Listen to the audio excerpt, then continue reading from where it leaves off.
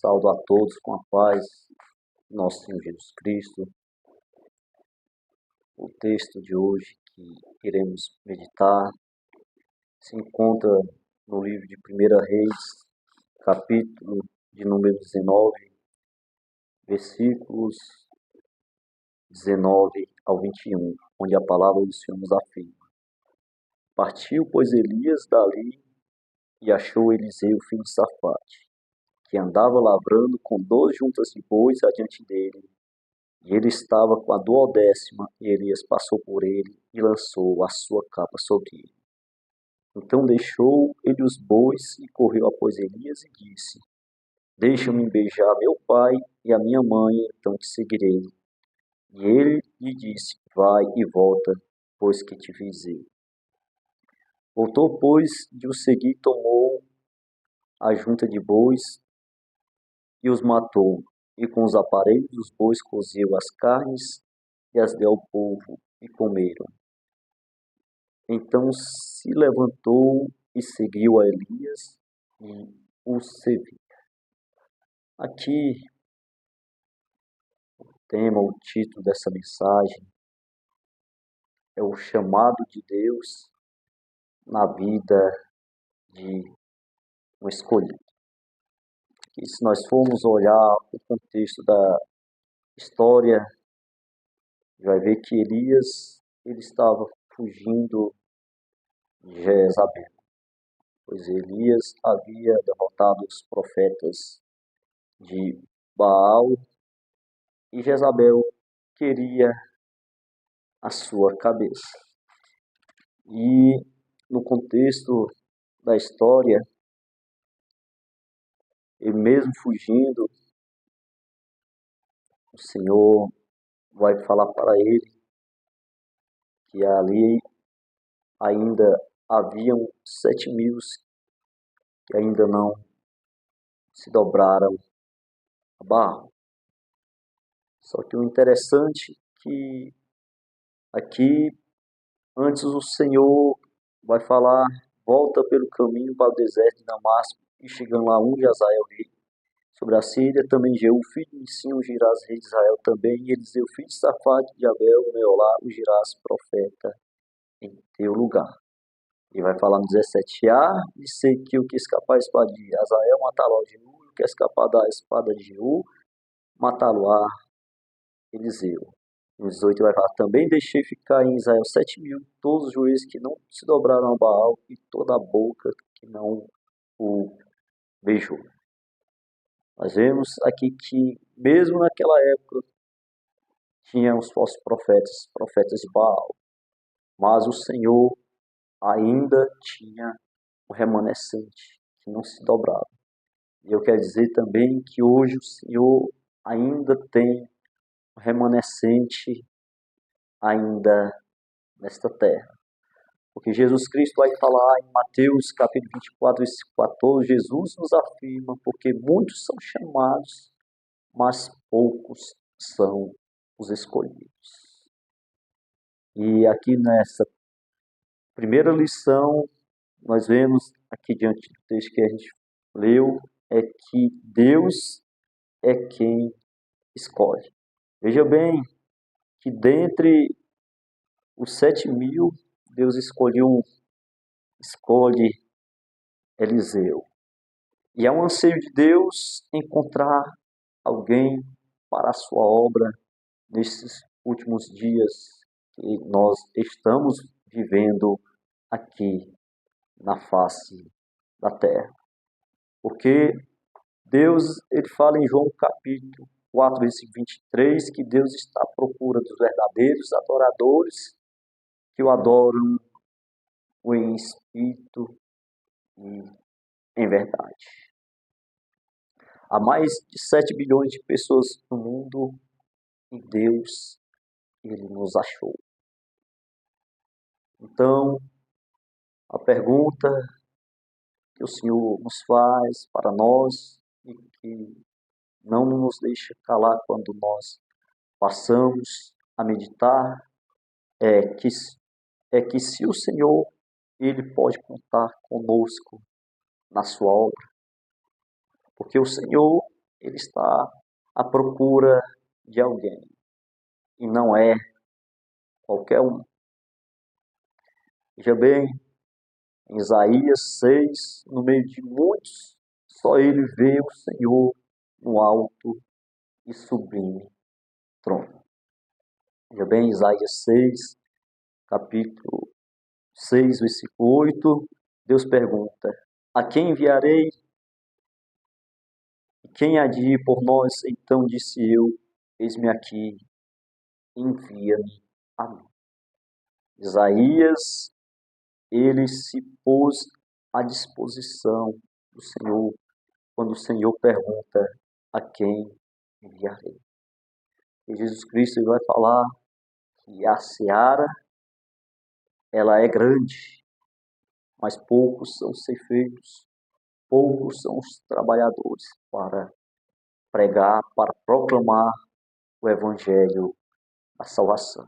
Então, esteja à disposição do Senhor, esteja à disposição de Deus para pregar o evangelho da salvação na faculdade, nas ruas, na rodoviária, no aeroporto. Ano passado eu fiz uma viagem para o estado do Ceará e eu não perdi a oportunidade, fiz escala ali no aeroporto em Belo Horizonte e ali eu fiz uma escala mais ou menos de 2 horas e eu, para a honra e a glória do Senhor, Deus me deu a oportunidade de ali naquele aeroporto eu preguei a palavra de Deus. Sempre quando eu tenho a oportunidade no serviço, até algumas vezes quando eu pego alguma viagem de destino para o serviço ou para casa no aplicativo da Uber, eu sempre prego a palavra de Deus para a honra, glória e louvor do seu nome. Então, o Senhor quer que eu e você esteja à disposição na faculdade, no meio da sua parentela, esteja à disposição aonde o Senhor colocar para você abrir a sua boca para falar desse evangelho, dessa maravilha. E a segunda lição que o Senhor nos ensina, que Deus não procura desocupados. Deus viu Eliseu trabalhando. Olha aqui.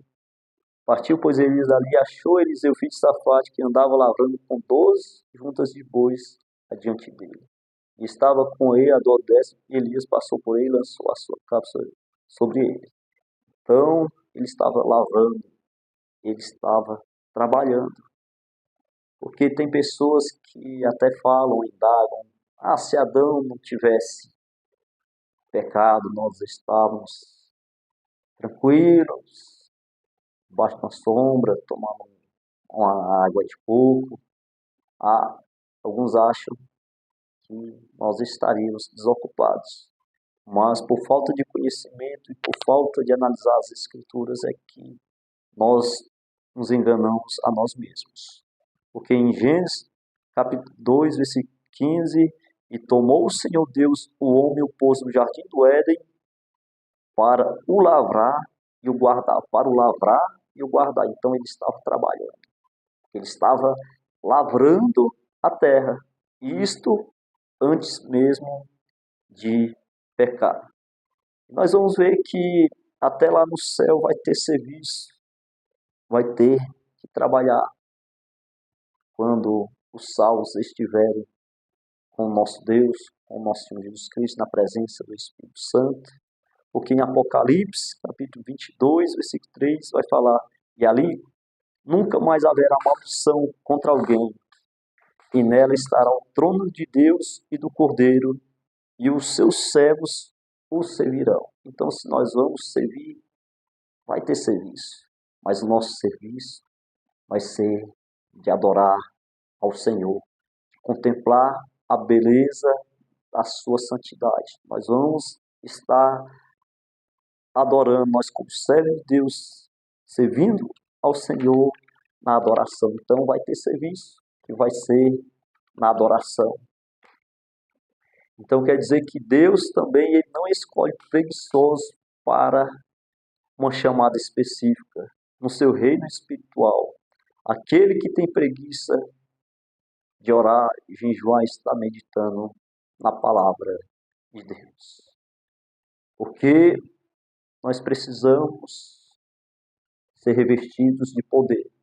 E para nós sermos revestidos de poder, nós precisamos de uma das armas, a oração. E oração para muitos já é um fardo pesado. Mas oração para aqueles que amam a Deus é um gozo, é um prazer, é um privilégio. E tem muitos que têm preguiça de jejuar. Muitas das vezes não tiram a sua vida de jejum, de consagração ao Senhor. Muitas das vezes começam a jejuar às 6 horas da manhã, muitas das vezes sente o cheiro do pão de queijo às 9 da manhã, já está comendo. E outrora, quando estava no primeiro amor, jejuava o dia todo, 24 horas, 48 horas, ou até 3 dias, para estar na presença de Deus. E hoje também já tem uma preguiça de estar meditando na palavra de Deus. E o salmista vai falar no Salmo de número 1, Salmo 1.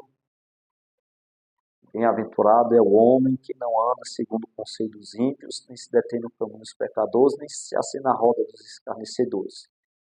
Antes tem o seu prazer na lei do Senhor, e na sua lei medita de dia e de noite. Isso é o prazer do cristão. Isto é o prazer daquele que ama a palavra de Deus. Por isso, Deus ele não escolhe o preguiçoso para uma chamada específica para a sua obra. Mas vamos ver que o apóstolo Paulo, ele trabalhava incessantemente, incansavelmente na obra do Senhor. Em 2 Coríntios, capítulo 11, versículo 27, a palavra do Senhor vai nos afirmar que Paulo em trabalhos e fadiga, em vigílias, muitas vezes, em fome e sede, em jejum, muitas vezes, em frio e em nudez. Ele estava em trabalhos, em fadiga, para proclamar o evangelho da salvação. Passou muitas vezes fome e sede e em jejum, muitas vezes, vai estar afadigando a sua carne, a sua mente, o seu corpo, para estar proclamando o Evangelho do Reino. E o Evangelho do Reino de Deus, ele consiste em poder.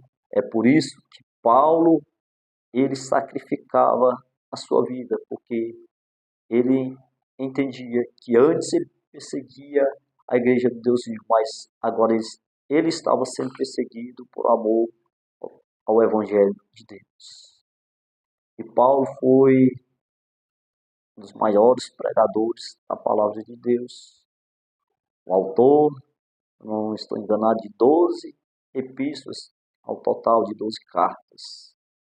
E ali, Paulo, ele entendeu que o Evangelho é ter trabalho, é ter fadiga, é sofrer frio, é sofrer fome, é sofrer nudez, para que naquele grande dia a coroa da vida, algo que é incorruptível, que é a salvação, o Senhor, ele vai falar: vinde, benditos e meu Pai. Então, a posse do reino está preparado para vós, até mesmo antes da fundação do mundo. É por isso que está na hora de sairmos do comodismo. Nós somos, muitas das vezes, muito acomodados. Preocupamos somente com, muitas das vezes, os nossos afazeres aqui nesta terra. Preocupamos com as coisas deste mundo e não tiramos o tempo para Deus. O dia tem 24 horas.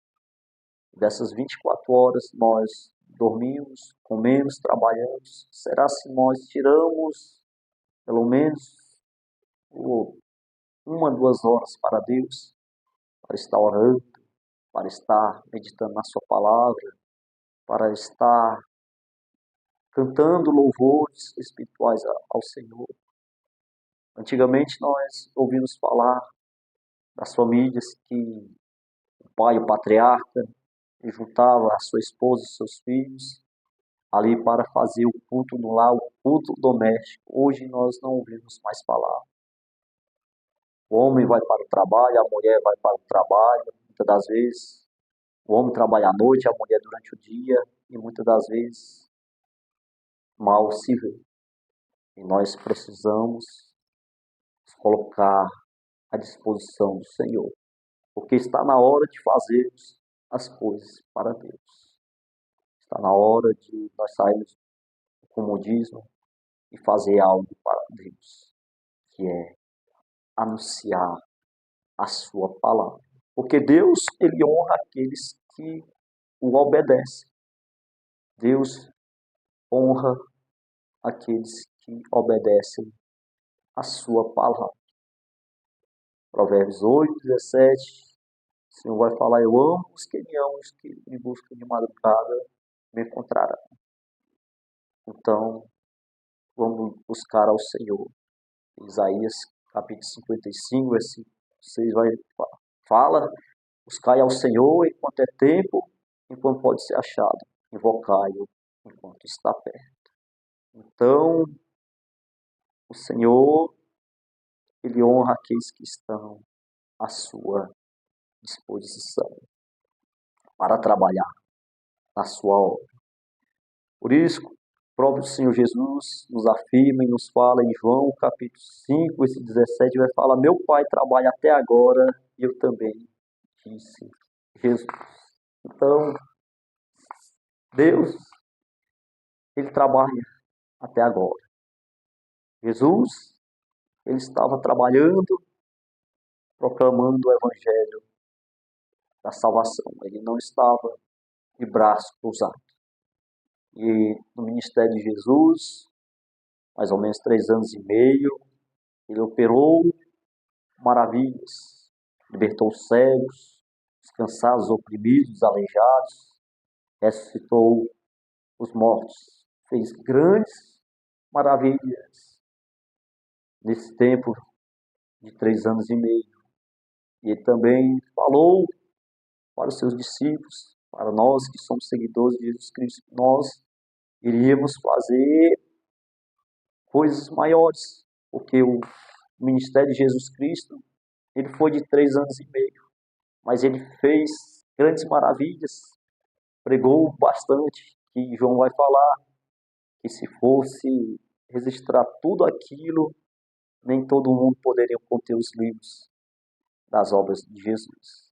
Mas ele afirmou para os seus discípulos: vocês vão fazer coisas maiores do que essa, porque muitas das vezes o ministério de um obreiro, de um presbítero, no meu caso, que faço a obra também de um evangelista, pregando nas ruas, onde o Senhor preguei em hospitais, aeroportos, onde o Senhor me manda no trabalho. Às vezes, o serviço de um evangelista, de um presbítero, de um pastor, ele já é amplo, já é um ministério de 50 anos, então dá para fazer muita coisa. Então a terceira lição que o Senhor nos ensina é que Eliseu aproveitou a oportunidade. Quando Elias passou por ele, Eliseu não recusou. É interessante que tem pessoas que recusam o chamado de Deus. Muitas das vezes, quantas promessas o Senhor já fez para alguém, falando: você vai ser um pregador, você menina, desde criança, desde os seus 3, 5 anos, você vai ser uma cantora para louvar o nome do Senhor, vai andar nos 4 cantos dessa terra, vai gravar CD, vai gravar para a honra e glória e louvor do seu nome. Mas muitas das vezes cresce, toma outro rumo, já dedica a sua vida ao secular, às coisas deste mundo. E a pessoa vai, completa seus 25, 30 anos e a promessa fica somente no papel. Então, tem pessoas que recusam o chamado de Deus. E o interessante é que nós vamos ver aqui, ele vai falar: partiu, pois, Elias aí e achou Eliseu, filho de Safaz, e andava lavando por 2 juntas de bois dele, e estava com a dor dessa. Elias passou por ele e lançou a sua capa sobre ele. Então, a capa, o manto, foi lançado sobre Eliseu. O que é que a capa ela representa aqui? A capa representa a autoridade. 2 Reis, capítulo 2, versículos 13 e 14. Depois que Elias foi levado pelo Senhor em um redemoinho, Eliseu fere as águas do Jordão, que foram divididas, e passou. Então, tem pessoas que não obedecem à sua autoridade espiritual, que é, no caso, o pastor. Muitas das vezes, tem pregadores itinerantes que já viu, talvez, ali a sua congregação, o seu pastor, um ano, e muitas das vezes está pregando, não tem uma autoridade espiritual, não tem um pastor. Então, quem não obedece à sua autoridade espiritual, tampouco vai obedecer a Deus. Eu, pela graça, o amor e a misericórdia do Senhor, aonde eu congreguei, por mais que eu seja falho, eu sempre procurei obedecer. Se eu for viajar, peço a minha carta de recomendação, peço a benção do pastor. Se eu não for na igreja, por força maior, eu procuro comunicar, sempre estar falando com meu pastor, porque eu reconheço que ele é autoridade na igreja abaixo de Cristo, ele é o representante. Então, a quarta lição que esse texto nos ensina é que o chamado não dá para ter tudo. Então, nós vamos ver que Eliseu deixou de ser lavrador. É interessante que no versículo 20, então deixou ele os bois, correu após Elias e disse: deixa-me beijar a meu pai e a minha mãe, então te seguirei. E ele disse: vai e volta, pois que te fiz eu. Então nós vemos aí que ele deixou o colo de seu pai e sua mãe. Veja bem que ele foi, beijou seu pai e sua mãe, então começou a seguir Elias. Ele tomou uma decisão. E tem pessoas que casam os filhos, o filho ou a filha casa, mas ele não sai ali debaixo do colo da saia da mãe, não toma um rumo, e até mesmo depois de ser um obreiro ali, ainda quer estar debaixo ali do colo da sua mãe. Mas aqui, quando é para um chamado específico, nós precisamos cortar o cordão umbilical. Abra um leque aqui, não que a palavra do Senhor fala para nós devemos honrar o pai e a mãe.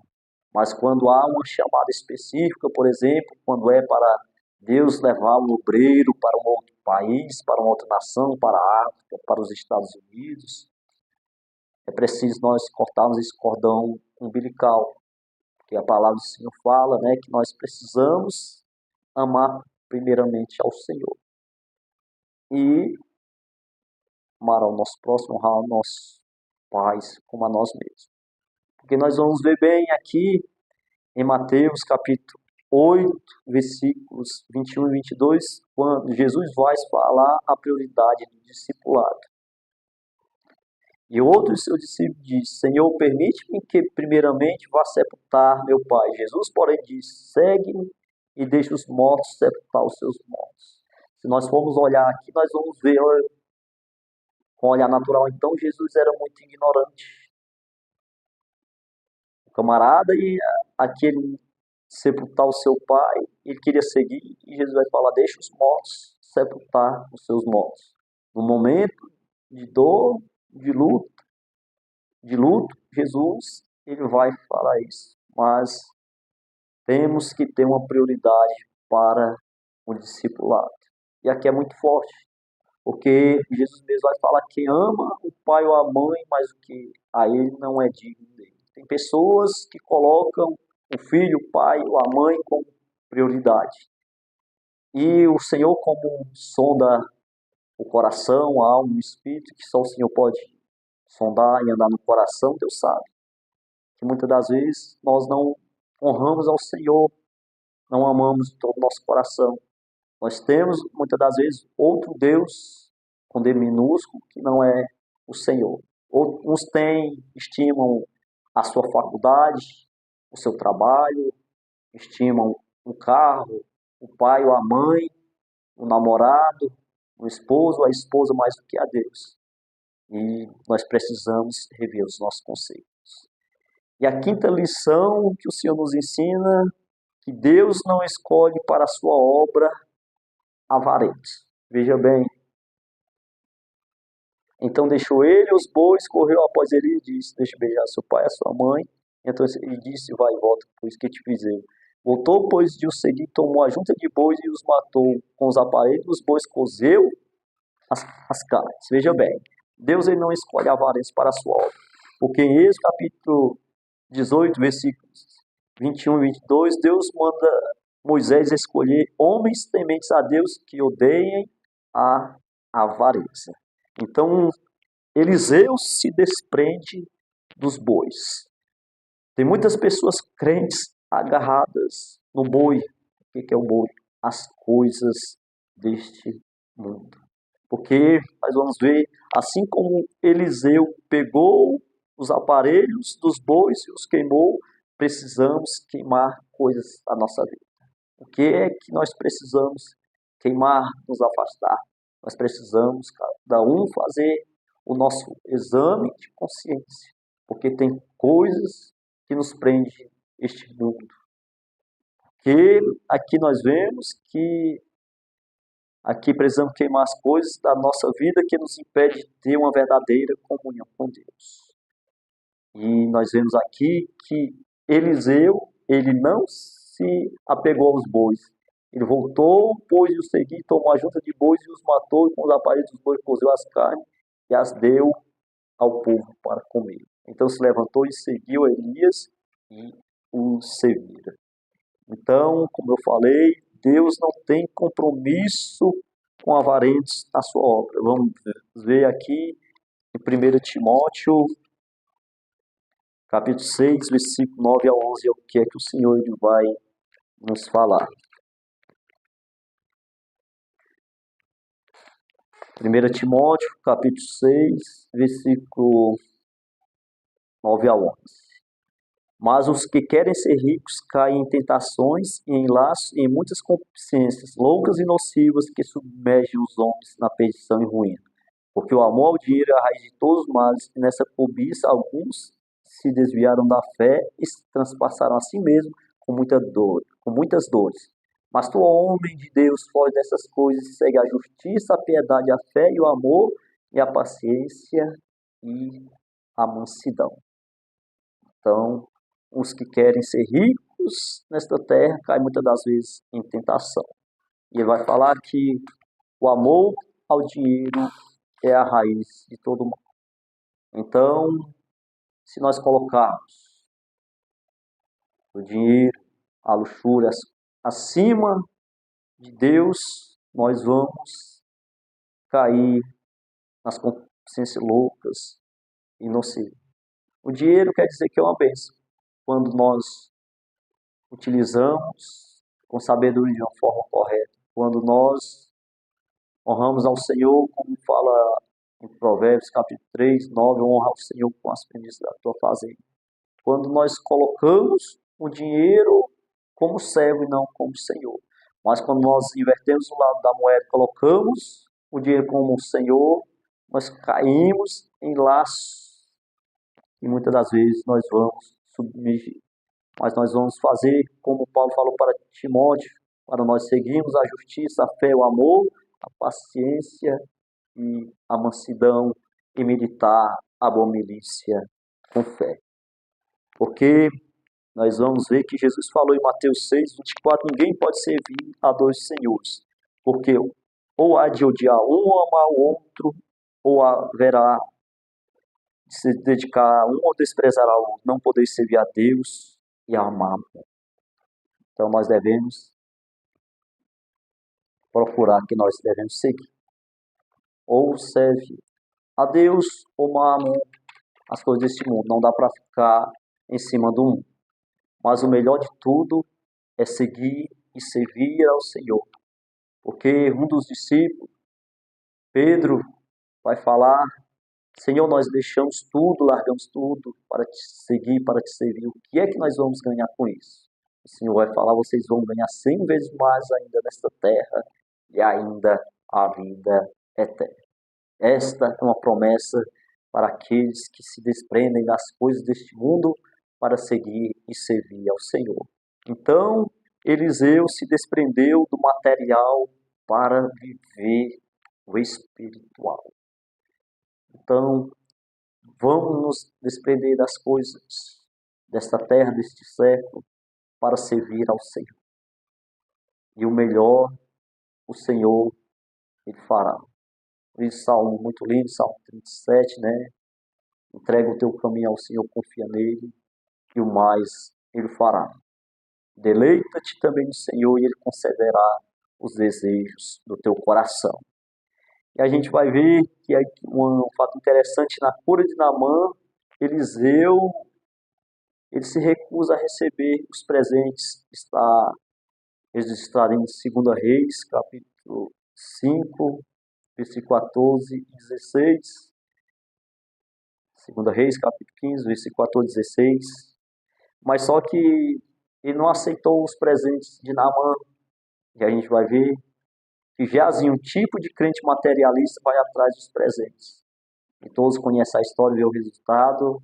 Ele volta ali e ele ficou leproso. E muitas das vezes nós nos encontramos leprosos na nossa carne, nos encontramos doentes fisicamente, porque nós não colocamos nossa vida no altar do Senhor. Nós, muitas das vezes, nos encontramos leprosos espiritualmente, porque não colocamos a nossa vida no altar de Deus. E a gente vai ver que um fato interessante, em contraste de Eliseu com Balaão, Balaão se vende e faz o povo errar. Eliseu não, quando Naamã vai e entrega os presentes, ele manda ele voltar para trás. E um fato interessante, conta o profeta aqui, que no caso que a gente vai observar em Números, capítulo 22, 23, 25, tudo que ele profetizou, ele não errou. Mas o fato interessante que ele até mesmo profetizou uma profecia messiânica que está aí registrado em Números capítulo 24, versículo 17. Números capítulo 24, versículo 17, a palavra do Senhor nos afirma na boca aqui de Balaão que ele profetizou, vê-lo-ei, mas não agora, contemplá-lo-ei, mas não de perto. Uma estrela procederá de Jacó e um cetro subirá de Israel. Isso aqui é uma profecia aqui que aponta para o Messias. Porém, Balaão ele se corrompe. Ali Balaão ele faz o povo errar. Vejam em Números capítulo 31, versículo 16, que está aqui próximo. Números 31, versículo 16. Vamos ler até o 17. E eis que essas foram as que por conselho de Balaão deram ocasião aos filhos de Israel de transgredir contra o Senhor no caso de Peor. Por isso houve aquela praga entre a congregação do Senhor. Agora, pois, matai todo homem, as crianças, e matai toda mulher que conheceu algum homem deitando-se com ela. Porém, todas as meninas que não conheceram algum homem deitando-se com ele, deixai-os ver para vós, até o 18. Então, Balaão, ele viu que não tinha como fazer o povo desviar, porque Deus falou, não amaldiçoai o que o Senhor o abençoou. Então ele faz com que as mulheres moabitas ali se corrompam, no caso com a fornicação, e fez o povo errar. E nós vamos ver que bem antes, os anciãos, em Números capítulo 22, versículo 7, foram com o preço dos encantamentos. Então, eles já foram ali com o preço dos encantamentos para fazer Balaão se corromper. Em 2 Pedro, capítulo 2, versículo 15, fala que Balaão amou o prêmio da injustiça. Então, nós vamos amar o prêmio da justiça, que é seguir ao Senhor, que é andar nos seus caminhos, obedecer os seus estatutos, seus mandamentos. O sábio Salomão vai falar, no último capítulo de Eclesiastes 12, nos últimos versículos, vai falar que o dever de todo homem é temer a Deus e guardar os seus mandamentos, porque Deus haverá de trazer tudo o que está encoberto debaixo do sol, que seja bom, que seja mal. Naquele grande dia, Deus, ele vai trazer. Então, o crente materialista buscava seus próprios interesses. Não está diferente nos dias de hoje. A teologia da prosperidade, que surgiu lá nos Estados Unidos, que hoje toma, infelizmente, conta da maioria das igrejas, busca priorizar mais o material do que o espiritual. Pensam que o crente ele só é abençoado, o crente, o cristão, ele é só abençoado se ele tiver uma casa boa, se ele tiver uma fazenda, se ele tiver uma mansão, se ele tiver a melhor caminhonete. Não. Eu quero dizer que o crente abençoado é aquele que está nos pés de Jesus Cristo.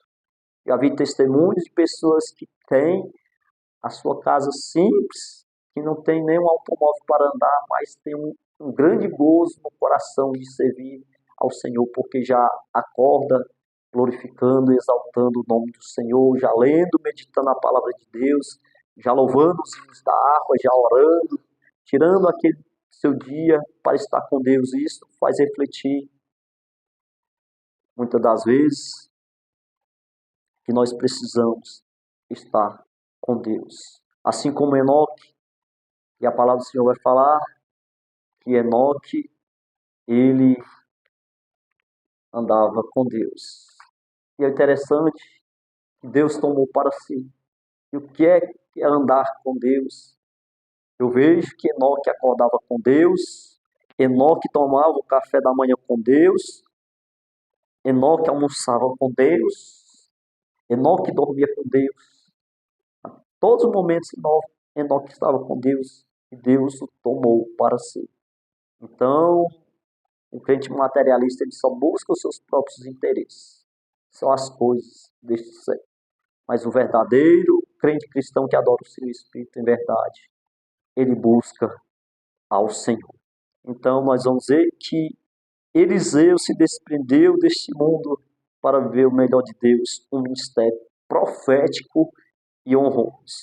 Ele se desprendeu dos bois, queimou os aparelhos, ali cozeu as carnes e deu para o povo para seguir um ministério profético e honroso. E o ministério de Eliseu foi brilhante, porque a gente vai ver que até mesmo depois da morte, ali, alguém que morreu foi jogado ali na cova de Eliseu, ali onde jaziam seus ossos, e Deus opera um milagre ali. Quando ele cai na cova de Eliseu, ali o Senhor ressuscita os mortos ali para honrar o seu ministério profético. E o ministério profético de alguém que se entrega a sua vida ao Senhor, ele é honrado. Nós vemos Billy Graham, o maior pregador deste século passado, que até hoje as mensagens de Billy Graham ecoam nos quatro cantos desta terra. Então vamos se desprender deste mundo para viver o melhor de Deus, que é um ministério profético e honroso para aqueles que o Senhor comissionar. Que Deus os abençoe em Cristo Jesus. Amém.